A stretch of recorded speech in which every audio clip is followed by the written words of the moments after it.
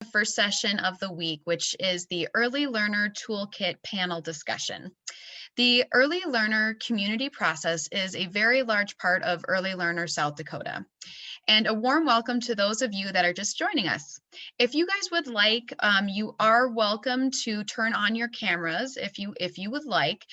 We are going to keep everyone muted except for the panelists, and the panelists will unmute when they get ready to speak. And just a reminder that these sessions will be recorded and available to view later, all for except for the ACES presentations on Monday the 25th and Monday the 1st. So we have representatives with us today from different communities around South Dakota that have taken on this work. First, we have Mayor Steve Allender of Rapid City, which was the first community and truly the inspiration for this entire process.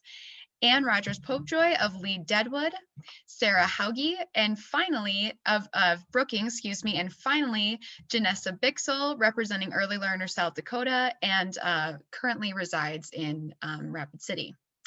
So hello panelists, and thank you for being here. We are going to get started with some introductions. I'm going to start with Mayor Allender.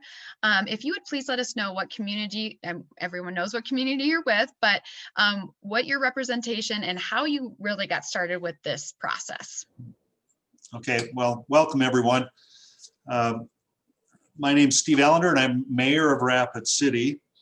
And I've been mayor about 5.5 years now. Prior to that, I was in law enforcement and I retired from the Rapid City Police Department as chief after 29 years. And so I spent my career, looking at these community problems, and now as mayor, I'm trying to find some solutions to them. So that's what kind of motivated me to start looking in this direction. Great, thank you so much. We'll move to Ann. Ann, how did your community get started in the process, and why do you think it's important to your community? You know, our community got started early in the process. I think we were one of the second communities in the state to really start engaging with Early Learner. And we started with some large scale community meetings in Deadwood, where we brought together leadership from the cities of Lead and Deadwood. We brought together educators from our school district, people in non-formal education, from libraries, museums, our arts centers, and really started brainstorming about what we could bring to the table to get Early Learner off the ground. And Lead Deadwood is a very small community, especially compared to Rapid City. You know, we have a combined population of about 4,500. So for us, the way that we developed Early Learner was going to look very different than the way that it launched in Rapid City, but we were going to use a similar blueprint because we knew that that blueprint would work. Wonderful. Thanks so much, Ann. And I'm going to move to Sarah. They are our newest community in Brookings. We're very excited, the first East River. So why did you guys decide to get started in this process? Why did you think this was important to your community? Yeah, absolutely. Well, I can start by giving a quick introduction about myself and kind of tie in how Brookings Economic Development took on the Early Learner Initiative. So as Keila mentioned, my name is Sarah Hauge, the Workforce Development Director at Brookings Economic Development. And I started this role early 2020. And one of the key areas that we wanted to really look at and take on was the barriers for employment. And so one of those large barriers is childcare. And so knowing this, we wanted to just really better understand some of those different challenges and identify some key areas that we knew needed improvement so we could be intentional with some of our work. And so spring 2020, we conducted a survey to collect some information about some of the childcare challenges in our area from a parent's perspective. And really that survey helped us narrow down 3 different areas that we focus on: increasing access to childcare, enhancing quality, and providing early learning opportunities for kiddos, and then also advocating for affordability. So knowing those 3 things, we formed a childcare task force, which is really comprised of different childcare providers and experts in the field. And we have early learning experts. And so just a really great group of people that was able to develop a timeline and activities and some of the goals that we wanted to accomplish as we looked at childcare and early learning in our community. And so all of these different activities kind of led us to this early learner initiative. And actually our Brookings K-12 superintendent reached out to our team and said, hey, you guys have this great task force in place. You guys should check out this early learner website. They have a lot of great tools and resources available. And so we wanted to do a little bit more exploration as to what that could look like for us. We were on the ELSD website and just found so many great resources for us to use, the toolkit, some of the different connections that are on there as well. And so we really just wanted to learn more about what this could look like for our team. And after meeting with some of the folks from Early Learner South Dakota, we knew that we really wanted to place a priority on this from a community perspective. So that's really how we got.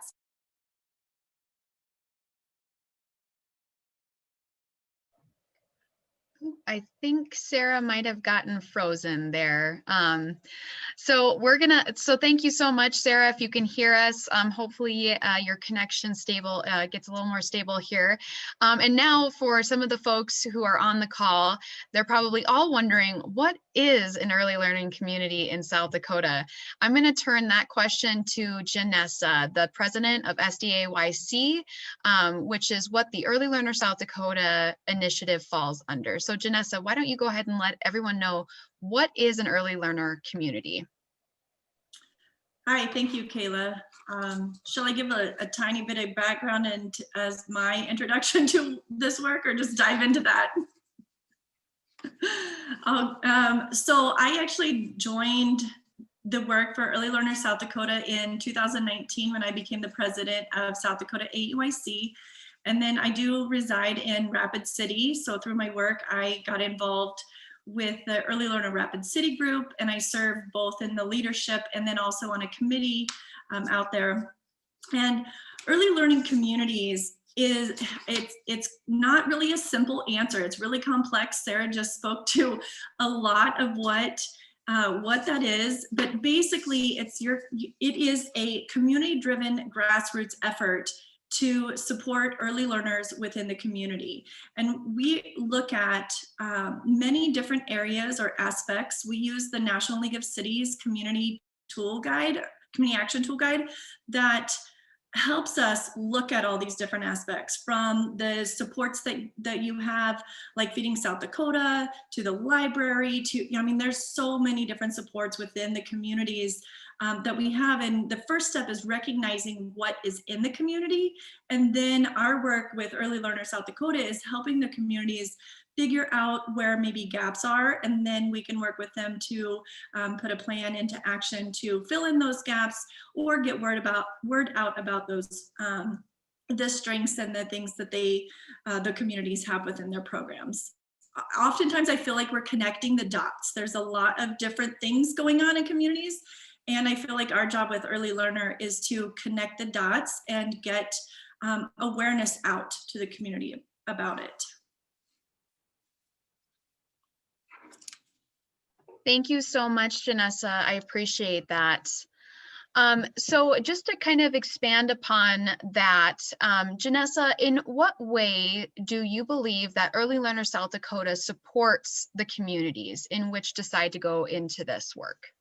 So as Sarah also mentioned, first off is our website, that we have been working with a lot of different organizations across the state to compile a comprehensive website that it's kind of a one-stop shop for things early learning. Parents can go there, providers can go there, community people can go there.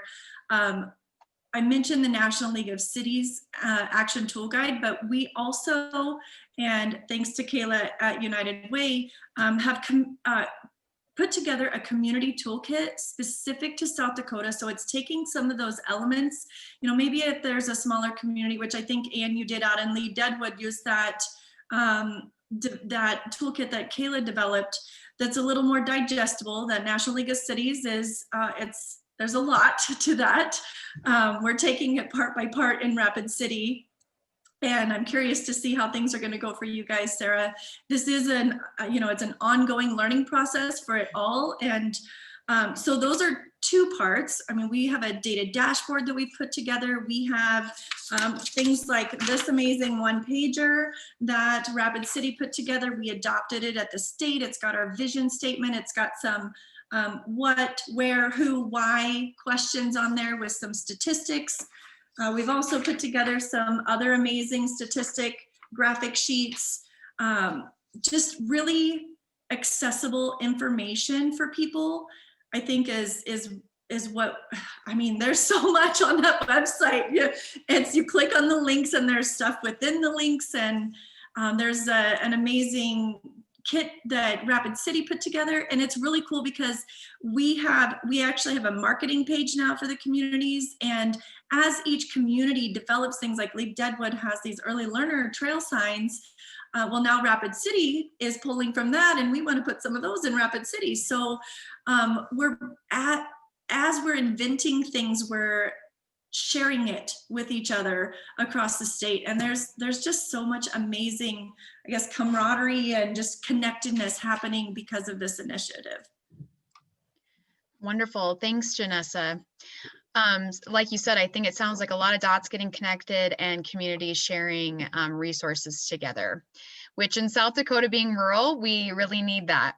I'd like to go back over to Mayor Allender, and I would love to know, what were some of the first steps you took within your community to get this process started? And what, I mean, for folks who might be thinking about taking on this process, what were some of the most valuable pieces, and what were some of the maybe hurdles you would recommend trying to avoid? Oh, you're on mute. There we go. There we go. Okay, thanks for the question.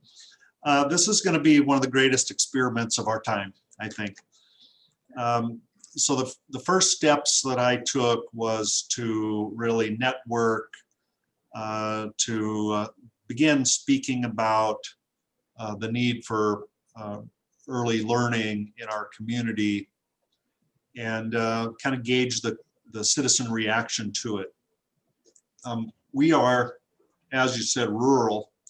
And that's a polite way to say stubborn. We're independent. We like to do our own thinking. And, you know, that's really been a roadblock here. So as I began to speak about it, and as I informed the city council about the need to take some steps to get into early learning, I was met with some resistance from some of the local far right leaning people who make seemingly vague statements like, well, it's the parents' job to educate the child, and you know, kind of poverty's not my problem or whatever. All the way to, this is a scheme from Obama to indoctrinate our kids into homosexuality and everything else. And so they, you know, there is that element out there. So what I really learned early on is that there's three groups that are hearing this message, and one is the left-leaning folks, the right-leaning folks, and then everyone else who's silent. And so, you know, thank goodness for those who are open and see the benefit of early learning, because without it, I mean, we would never have this conversation. So it's the silent majority in our community, though, that's really the biggest roadblock, because they're right now, especially in the wake of the pandemic, they're sitting around to see what happens.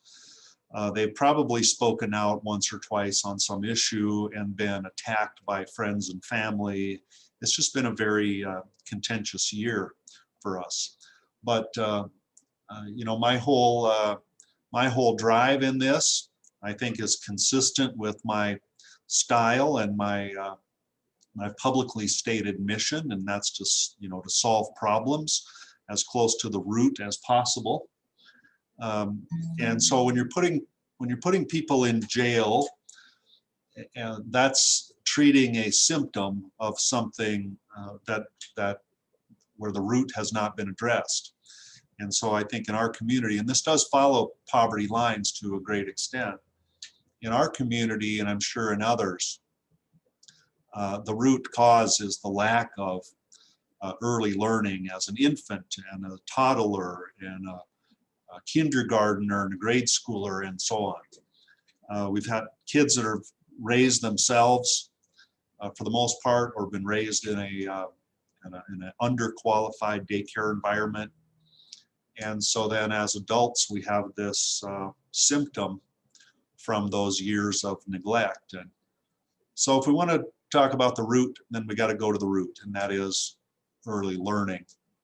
And so we are still, I think, even after, I don't know, we're in our second year, I think, in Rapid City of doing this, we're still educating, still getting, trying to capture some of the bandwidth out there in the community that early learning is really a thing. But we're waiting patiently for more people to take notice and get on board.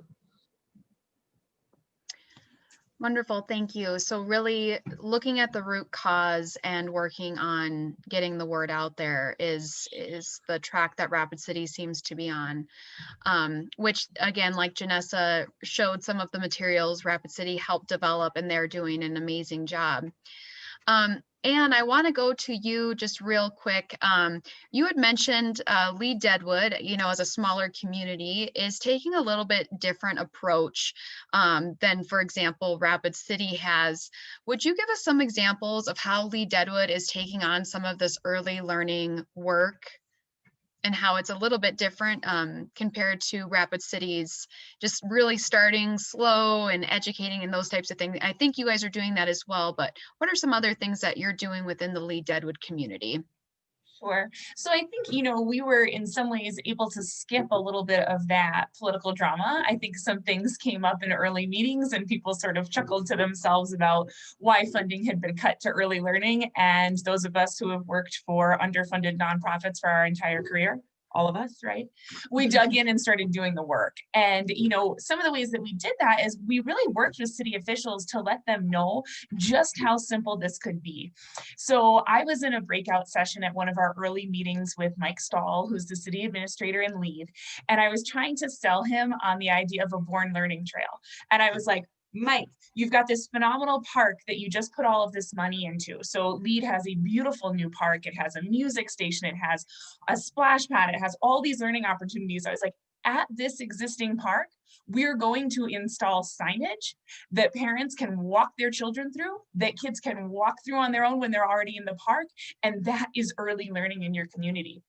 And it was like this light bulb went off in our little 4-person group that really, with what we have existing, we can begin to build the foundation for early learning, and it'll start to be part of that essential fabric of our community. So parents may not even realize that they're actively engaged in early learning with their kids, but because they're in the park, because we've created these spaces, it naturally becomes a part of their day and a part of the way that they approach their play, which is really critical. So selling the city of Lead on it then became very quick. They really jumped right on it. They got that off the ground on their own. And you can go and do it at the Lead City Park right now, Manuel Brothers Park, which is fantastic. Deadwood was a little bit more difficult to get it off the ground. Deadwood is extremely focused on historic preservation, and any funding that you're going to pull from the city of Deadwood is generally going to come from the Historic Preservation Commission. So Deadwood ended up working directly with Black Hills Reads, I believe, to develop their signage for their Born Learning Trail. And their Born Learning Trail is phenomenal. Like, it's really an engaging, exciting place to be a part of. So it was certainly worth doing the legwork with them to create their own signage in a way that would work within that community. And I was really impressed that we got that early buy-in from Deadwood. Deadwood can be a tough sell. Deadwood is very good at saying, yes, we support education, but getting the boots on the ground to do that work can be more challenging because the population is smaller, and almost 75% of the kids in our school district live in Lead. So Lead is generally focused on families, and Deadwood is generally focused on tourism. But I was so proud and excited to see Deadwood get their trail off the ground in a way that really worked in that community. So those board learning trails were critical for us. Other things we did, and this was so simple. So we got these decals that said, this is an early learner location. And we basically capitalized on those locations that were already providing early learning opportunities for our families and showcased them. So these went to our libraries, they went to our museums, they're in our childcare centers, they're in places that you would think, well, of course this is doing early learning. But when you put that logo, when you begin to incorporate that thinking into every door that a family walks through, again, that's how early learning starts to become part of the fabric of your community, when people are immersed in it all the time. So that's really where we've been successful with sort of larger community events. Great, thank you, Anne. I really appreciate that. And again, a lot of what Anne mentioned, that is all a part of the marketing page that Janessa mentioned, that we make free and readily available at Early Learner South Dakota for any community that takes on the work. I think we unfortunately lost Sarah again. And so Steve, excuse me, Mayor Allender, I may move back to you real quick to see, as far as partners go, it sounds like there's really a diverse group of individuals that each community is bringing into the fold. Would you say that Early Learner Rapid City has that same kind of really thoughtful and intentional partner group? And who are some of those partners that you think are maybe vital for other communities in order to take on this work? Well, yeah, there are a number of partners, and I think the very cornerstone of them are the former educators and the early childhood providers and the people who have that type of, foundation in their lives. They have invested in education at some point, and they're helping to lead that. But also, it's a handful of people in philanthropy, citizen volunteers, our public library, and a number of business people have taken an interest in this because they share the general thought that we can improve the future by focusing on the youngest of our citizens. And so it's very important to have those volunteers. And we only saw these type of maps, when HIV was a big thing, and everyone's trying to warn us that, one contact really is a number of other contacts, and then each one branches off. So the contacts of our positive contacts work the same way. Get some community member who's got a great social network, and they become involved and invested in this, and then some of their social network does. At least they become informed. So this spreads in a good way, like disease spreads in a bad way. And that ultimately is going to help us in the voting booth or at election time or when it comes time for expending funds and making this big shift in our community. So it's really, really important. And no entity, I think, especially in South Dakota, could do something like this without the involvement of many, many citizen individuals and groups. Can I tag onto that real quick? Just a quick statement. Yeah, please. So I'm here in Pierre today at the Capitol with our Early Learner Initiative kicking off this week. And as I was unpacking this morning, I just wanted to share somebody from the Early Learner Rapid City 1.2 group. Her husband is the doctor today at the Capitol. She says, "Oh, I'm a part of Early Learner Rapid City." And I just thought it was amazing. I haven't personally worked with her because I'm on a different committee, but small world, just pretty awesome. A small but growing world. That's right. Well, and actually, with you saying that, Mayor Allender, I would like to make a special announcement that we officially have added Huron as our next Early Learner Committee, our community in South Dakota. So we are growing very quickly. There is many people interested, and I'm happy to say that they are officially our next community in South Dakota. Sarah, you are in an interesting stage with just starting this process in Brookings, what would you say are some things that have been kind of some learning, steps for you, or what's made it easier for you to begin this process?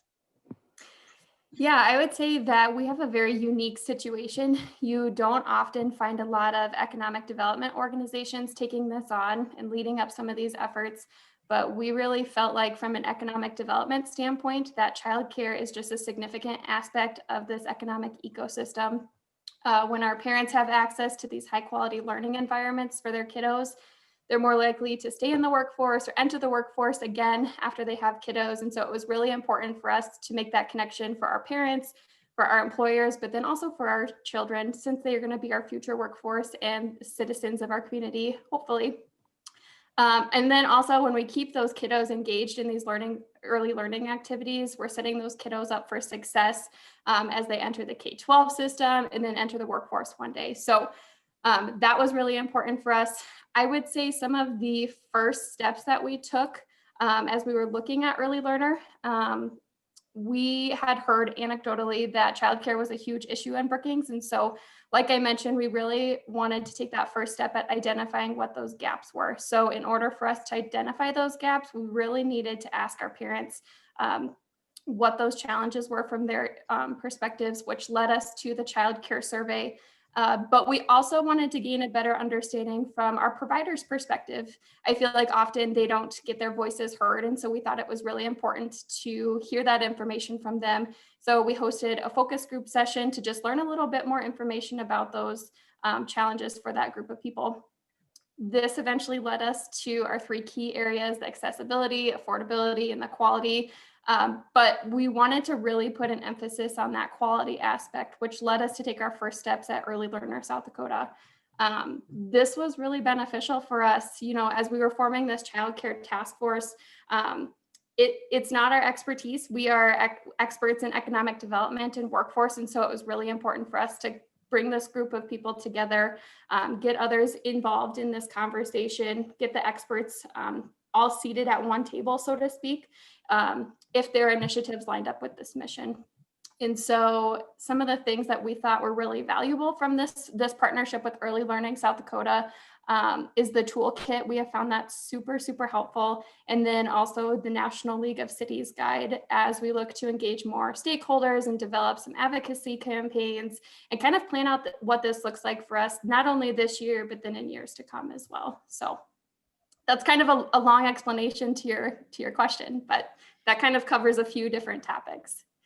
No, that was perfect, and perfect segue into another really important question for really, I'm going to open this up to any of the panelists. And a quick reminder to all of the folks viewing, please feel free to type in any questions that you may have, and I will try and ask them.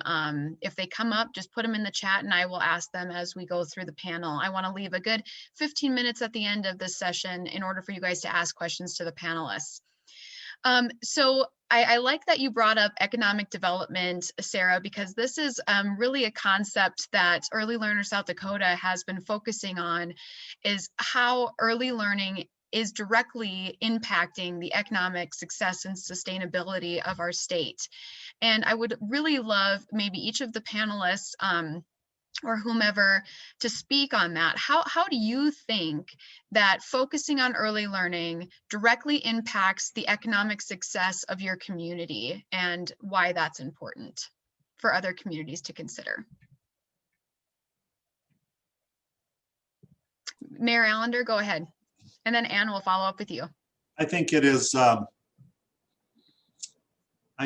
absolutely one of, if not the most important thing about future economic development. Obviously, it's not recruiting a new business to come in here today, but it's about doing something for the next generation or two. And the point here is that in our side of the state, I can specifically talk about Rapid City, our number one issue is the lack of qualified workforce. And so when a company looks at moving somewhere, they're going to move where the workers are. It doesn't matter how pretty our hills are or what kind of incentives we have here. They need people to work, and you can only steal so many employees.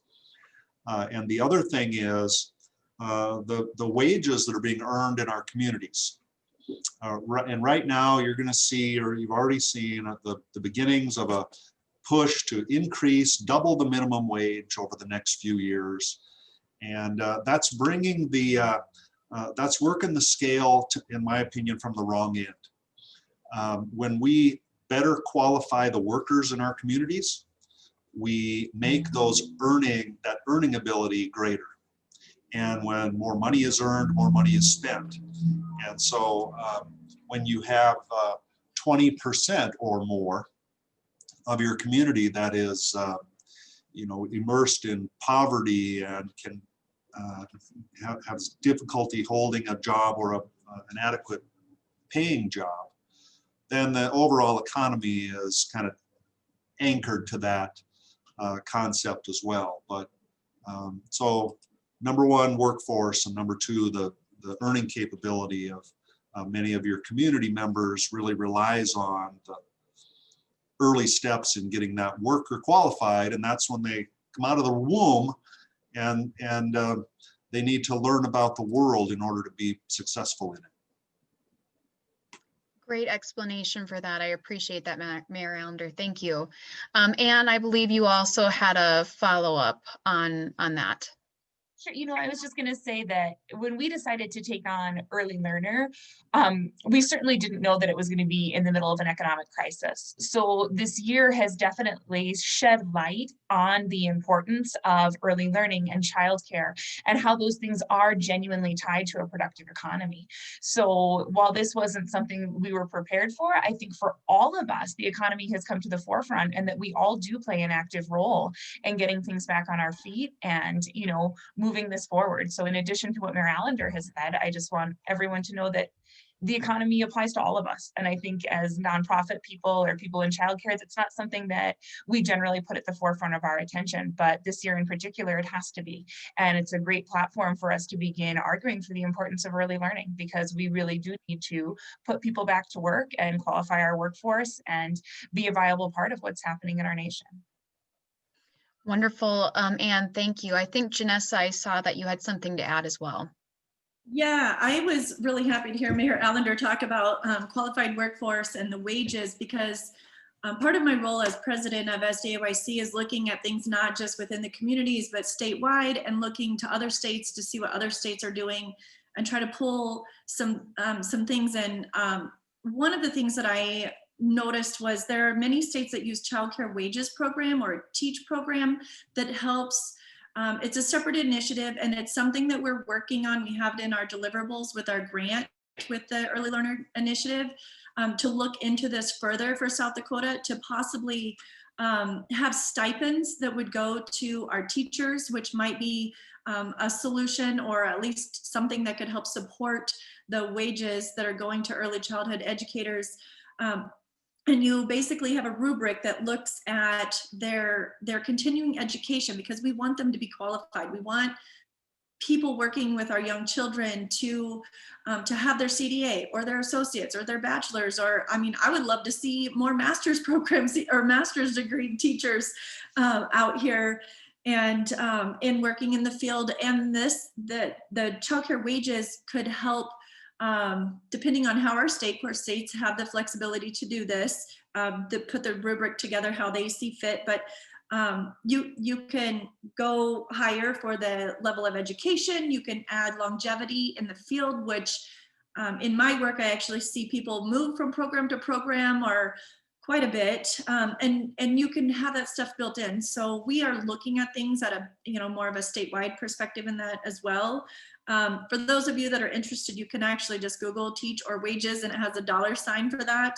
But states like Nebraska, North Carolina, Iowa, Florida, Delaware, Tennessee, those all have that program within them. So they're states similar. They have some similar challenges as we do. So just wanted to kind of piggyback on that.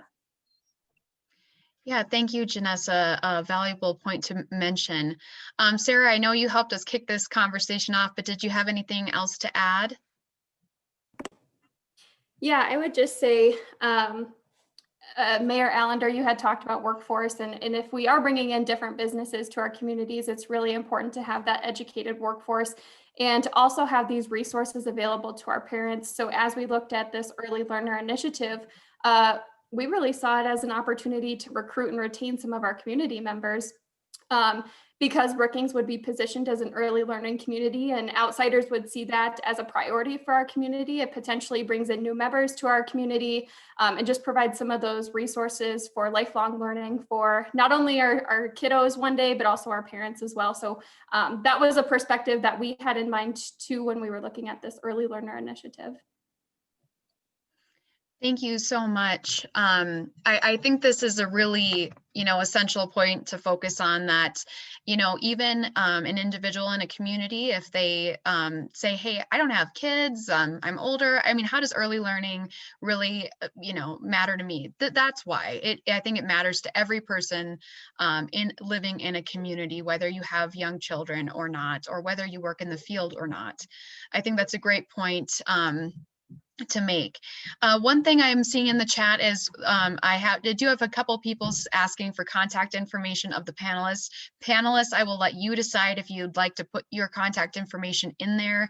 If not, I will put my email address in there, and then anyone on the call can get in touch with me and I can connect you to the appropriate individuals. One thing I also wanted to share, I just shared in the chat, is our Take Action. Another piece, a big piece of what Early Learner South Dakota is doing is helping with the advocacy piece. We help communities with this when they take up the Early Learner Community Toolkit, but we're also just doing this for any of our advocates who want to stay more involved. So please feel free to take a look at that. I do want to move to Janessa just to ask, so now if folks are interested in becoming an early learner community after hearing all these wonderful reviews from the folks already within the process, how would one go about doing that? Where does someone start the process of becoming an early learner community? Yeah, so we have a website, info@earlylearnersd.org, which we can add that right to the chat box. You guys can have a clickable link to that. That is one place. If you go to our website, a cool little chat bot pops up and you can ask questions in there and we can get information in there as well. Or you can message myself or Kayla directly and we can certainly guide you through that process as well. And our website is, I think Kayla posted the website earlier. It's earlylearnersd.org. We try to keep it pretty simple. Yep, the website, I just put the website and the general contact email address in there. I think one thing, Janessa, that everyone might like to know is where do you see Early Learner South Dakota going in 2 to 3 years from now? What would your hopes and aspirations be for the Early Learner Toolkit process? Wow, am I being selfish or am I speaking as president here? Honestly, I would love to see Early Learner South Dakota be a permanent, long-standing position, like initiative with an executive director, maybe several employees. Like if in 3 years I could have an executive director position for this, I think that would be great, like an actual paid position, because currently right now we have very few people that actually get paid to help do the work that we do. A lot of us are doing this on our volunteer time.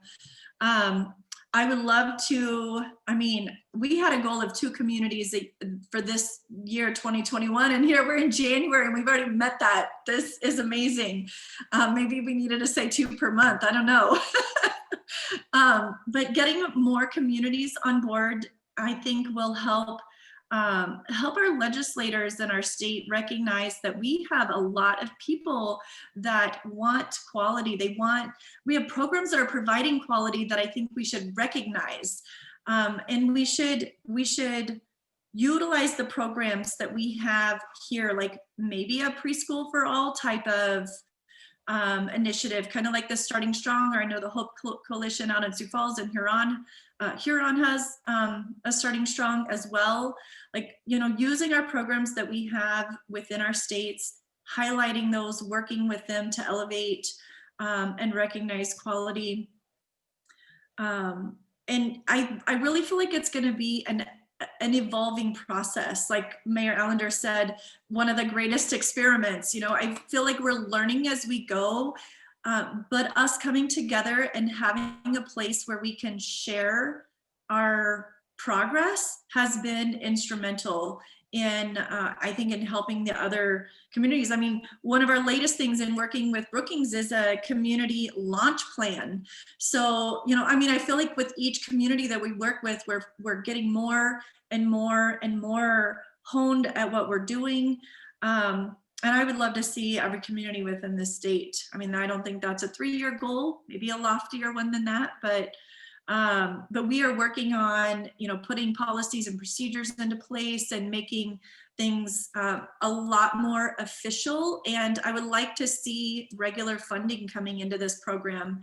I know we've secured funding with the, it was a subgrant through NACI with the Robert Wood Johnson Foundation. And we are getting we're in our 3rd year of that, but we're looking at sustainability. And then I know we also secured a grant with the Alliance for Early Success. So we have people wanting to support, but I sure would love to see, you know, more partners within our state maybe helping, because it is, you know, it's for the betterment of our kids. All great points. Thank you so much, Janessa. I think that's the fact that you've already met your goal in the beginning of 2021 is some great signs for success moving forward into the future. And know that everyone on Early Learner South Dakota is here to support you. So with that, I want to take questions from the audience. You can come off mute. So what I will be doing is I will be looking for folks to come off mute if you would like to ask your question. I don't like to do this, but I want to call out Natalie. I see that you have a question for Mayor Allender. I want to make sure it is, if I'm getting this wrong, please feel free to come off mute and correct the question.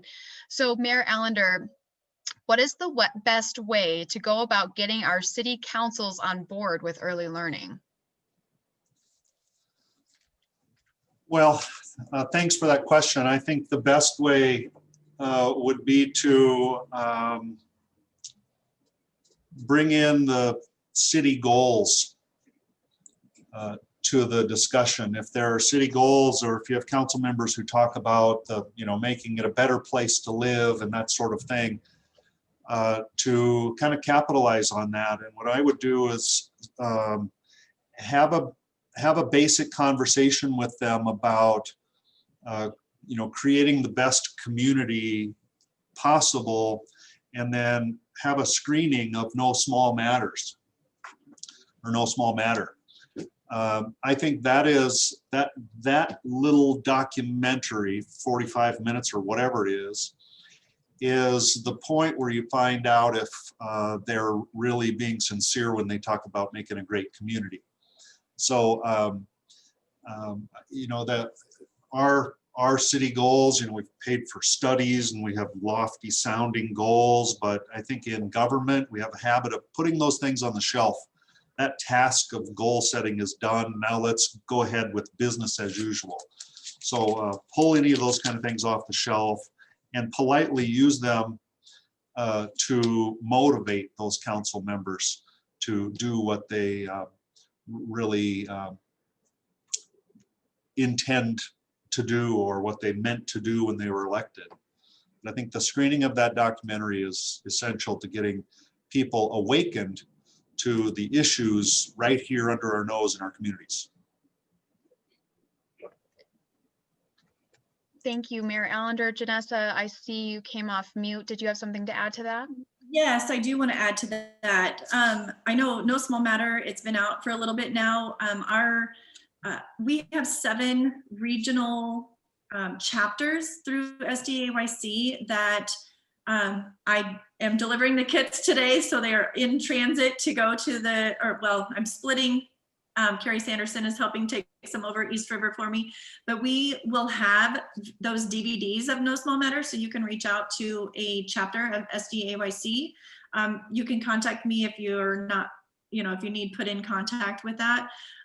So that, and then also I just want to point out there is a new video that's out that it talks more about early learning as well as economic development, which I thought was amazing with the work that we're doing with the Early Learner Initiative. I'll post a link to it, and we're showing a screening of it's called Starting at Zero, and we'll be showing a screening of that at our conference in April. But I will post the link, so if you're wanting those extra resources to find ways that can help advocate for your communities, these are two absolutely great ones. I watched Starting at Zero 3 times when I had access to it. So There is a little bit of a cost, I know, to no small matter, but there are sometimes many ways that you can get it sponsored. I know the city very generously sponsored it in Rapid City, and then in Lee Deadwood, Black Hills Reads sponsored it there. Just as a FYI to anyone on this call who may happen to be in the Black Hills area, that is Belle Fourche, North Belle Fourche, all the way to Edgemont, South Dakota. You are in the funding region of United Way of the Black Hills, and because we have heard so much from our communities that this is a vital piece of the work, that early learning is a concern of every single community in the Black Hills, which I would assume, without having to do a needs assessment, that many South Dakota communities share that same concern, that United Way, with my initiative Black Hills Reads, has taken a step further in funding early learning communities. So any community within the Black Hills, you are able to start this process and receive funds from United Way of the Black Hills through the Black Hills Reads initiative. I will make sure to put that link into the chat. That helps you, maybe start building up your stakeholders list and getting, funding for the videos and things like that. So please take a look at that. Spread the word if you have maybe some associates in the Black Hills area who might want to know more about that. I'm not seeing any questions come in from the chat. So I did want to go back and, any of you can take this question. The panelists, feel free to just come off mute if you'd like to take this question. So we did talk a little bit about naysayers in our communities and trying to, fight this battle of why early learning is important. How do you handle or respond to naysayers who are against early learning? And what do you think are some positive ways to try and move that conversation into a positive direction? I can take this one if nobody is off. Go ahead, Sarah. Yeah. So from an economic development organization perspective, we are constantly evaluating the different barriers for employment. And so, as I mentioned earlier, childcare is one of those huge barriers. And so if we want to work towards breaking down some of those barriers, we want to position ourselves to be more proactive instead of reactive. And I know that was mentioned earlier today too. And so we really felt like this is where we need to start. Again, at the root, we're making sure that our children are set up for success. We also like to talk about the ROI, as that gets a lot of our business leaders' ears perked. And so research shows that the ROI for quality learning is somewhere in between $4 and $13 per dollar that's invested in childcare. And so when we talk about early learning and childcare, we know that children are our future. And so that's typically not something that's hard to sell. And people jump at the bit to try to help out and support these types of things. So that has worked really well for us. We've done different presentations to get some of our business leaders involved, and they gladly welcomed this initiative. I feel like we had a lot of business leaders and members of our community that wanted to help. They just didn't know where to start, who to reach out to. And so I feel like Early Learner has really positioned us well to just, again, bring everybody to the table for a continuous community conversation. Thank you, Sarah. I think that really helps point out, and the fact that you mentioned some of those statistics, the one thing I wanted to put in the chat for everybody is that Early Learner South Dakota has a ton of fact sheets, infographics, things like that, that anyone is welcome to use and print when having conversations if you'd like. Any of the other panelists, would you like to add to that at all? Not seeing anyone else come off mute.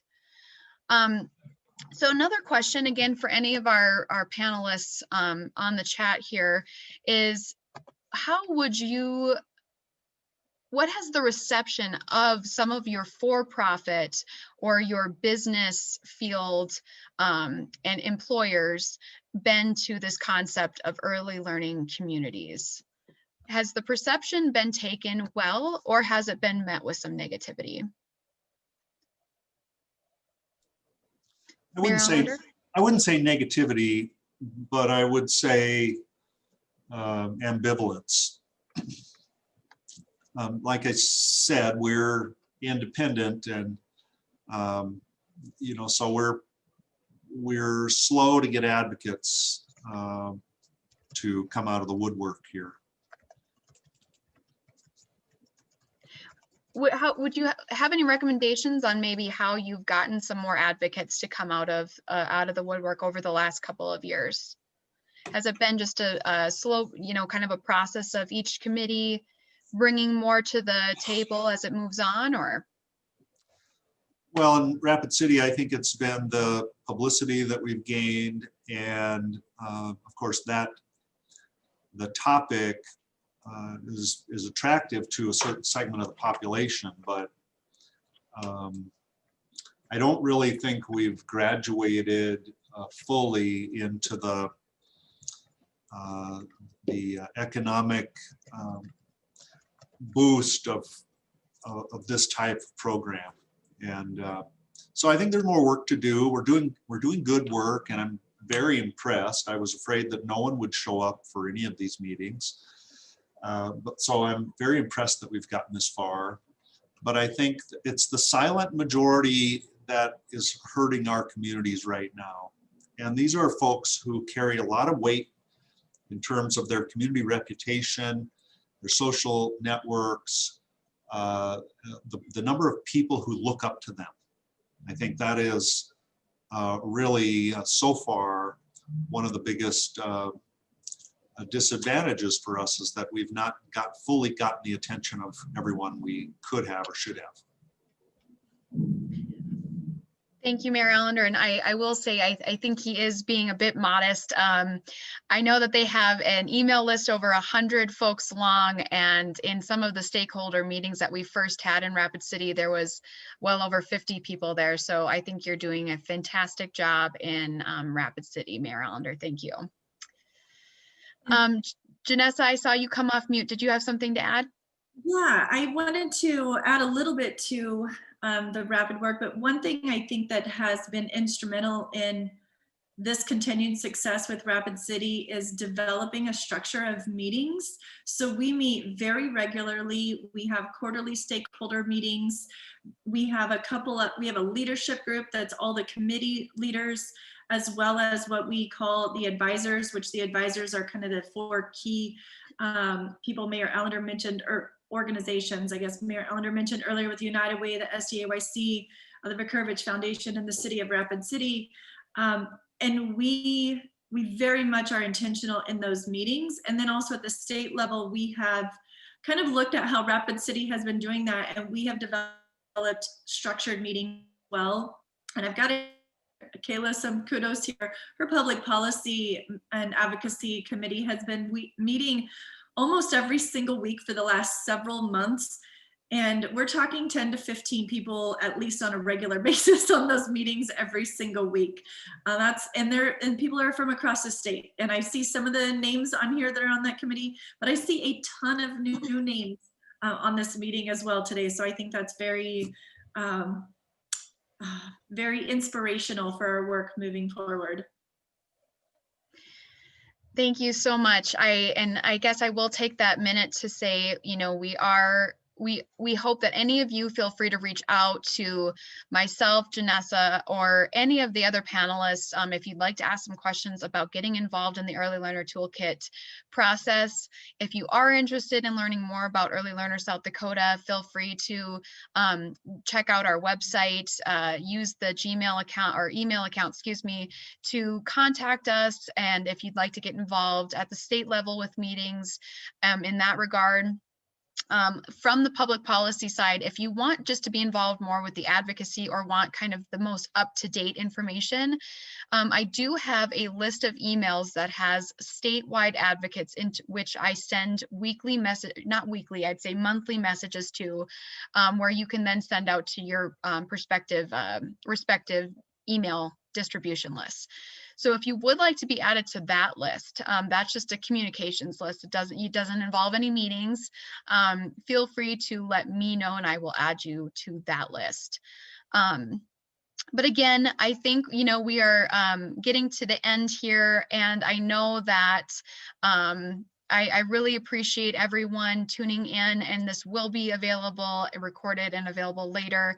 I just want to go to our panelists and just say, if you want to have just a quick minute to say any kind of closing words to the folks or anything like that. Anne, I think, you're at the top of my list here, so I'll start with you. Sure. You know, I think that this can seem like a very intimidating time to take on something like the Early Learner Toolkit. And I know that in Deadwood, we did lose some momentum, especially with our for-profit business partners, because the role that we had initially sought for them to play has changed, because we're being very careful about the way that we engage families, and we want to be very mindful of, you know, the dangers of this pandemic.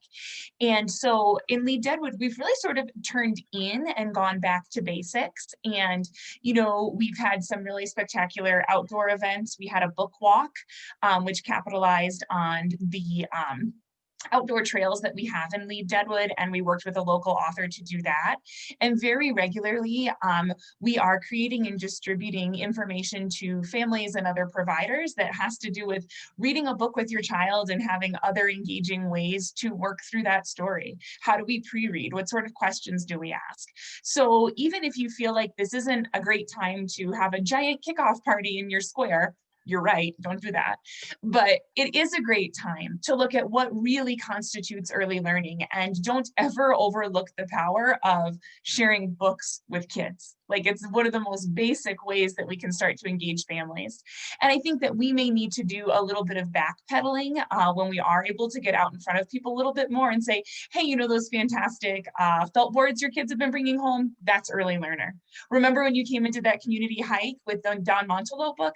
That's Early Learner. But that's okay. And I think that there's so many ways that you really can begin this process, even if you're not able to have a huge public rollout. You can get some of that early foundation laid and really go on to make a difference in your community. So don't be intimidated. Thank you, Anne, for that. I really appreciate it. Janessa. So I just want to say, don't be afraid for advocating for young children. Advocacy takes many, many forms. It can be all the way at the level that I'm at here in the Capitol, but it goes all the way to the classroom, where if you notice that there's a delay in the child's development and you're talking to somebody and trying to seek out information, give resources to parents, that's also advocating for kids. So don't be afraid of advocating for young children. And we actually have an advocacy 101 as part of this public policy panel. So if you have anybody that's interested but maybe not sure where they fit along that role, there's probably a place for you in advocating for young children. It's as much or as little as you want to make it be. Great advice. Thank you. Mayor Allender, do you have any closing words? Well, thank you everyone for being here. I think it's impressive that this many people are tuned in and really want to help with early learning and help their communities. You know, we're one of the 5 remaining states that don't have state funding for early learning. And someday soon we'll be the last one. And so my advice and my hope is that you won't become discouraged by this, that it's time to use that Western stubbornness that we all have to stay on track here. This is important, and even if you work your whole life and you don't see the type of success you wanted, you're going to hand that baton off to someone else. You are building the foundation now for early learning in South Dakota, but it's a foundation that someone else will stand on. And so my cheer to you is to keep going. Don't let this discourage you. This slow start. I think it's a slow start, but it's been pointed out that we're starting, so that's also positive. But you know, I want this done yesterday. I want us to have a very elaborate plan and a lot of funding support, and I want every kid in our communities to be in some type of early learning, whether it's at home or in a facility or out in a community event. You know, that's important for us, and my grandchildren, great-grandchildren, and all that follow them will benefit from it. So thank you all. I appreciate all of you. Thank you so much for those words. And then Sarah, do you have anything? Yeah, absolutely. So if there are any communities that are on the fence, if they should take on this initiative, I would just tell you, yes, you should start that conversation. It was really easy for us to become involved. As Kayla mentioned, we're still really new in this process, but they have done some tremendous work on gathering all the resources, putting together a really nice website. Honestly, after our first meeting, we're like, what's the catch? This is too easy. They have everything put together for us. We just have to follow the kits and ask questions and really get our community together. And so from a community perspective, if you're looking to get involved, I would absolutely encourage you to explore this a little bit further. The toolkit that they have put together not only benefits our children and the families in our community, but really the community as a whole. So as we look at our different goals within our organization to create a healthy and thriving community, I feel like our partnership with Early Learner South Dakota has really given us the support and the tools we need to accomplish some of those goals and to ensure that children have access to these learning environments and some of those opportunities around that initiative. And so they've put together a really solid framework for communities to take on. So I really applaud the early learner group that got this started and off the ground, as you made it really easy for us as a community to take this on and to help advocate and spread this initiative across our community with our partners. So thank you. Well, thank you for those kind words, Sarah. We really appreciate that. I put a link to the direct website that has the rest of our sessions for this week. And there is no catch for the early learners communities. So like Sarah said, feel free to check that out. Our next session and last session for today will start at 3:30 Central Time. It's the ACES training. On that site that I put in the chat has all of the information on how you can get onto that training. Thank you all so much. And I'm looking forward to seeing you all the rest of this week. Have a good one.